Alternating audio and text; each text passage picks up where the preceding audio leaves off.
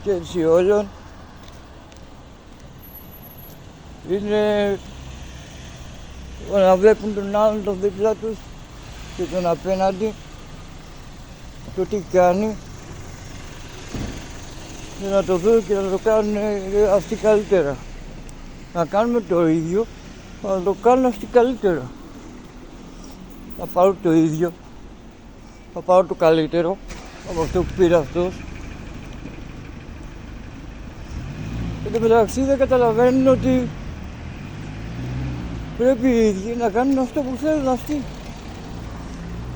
και όχι αυτό που βλέπουν από τους άλλους. Γι' αυτό υπάρχει τόση ζήλια, τόση απέχθεια, γι' αυτό και αυτό το πράγμα με κάνει να μην είναι πλέον ένα στρέψιμο, να κάθομαι, να ασχολούμαι πλέον με τους άλλους. Με τον απέναντί μου, τον γύρο μου, τον δίπλα μου, τον κόσμο. Για το πώς μου κοιτάει, τι γνώμη έχει.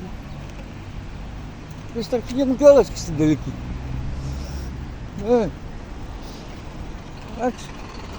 Λίγο να σέβεσαι τον εαυτό σου και να τιμάς και να φοράς, να τιμάς τα παντελόνια που φοράς και να ξέρεις ότι μέσα από αυτά έχεις κάτι τέλος πάντων δικό σου που σου ανήκει, τότε είσαι μεγάλος μάγκας.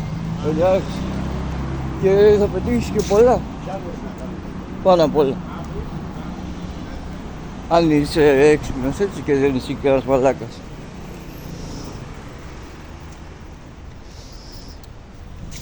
Καλημέρας.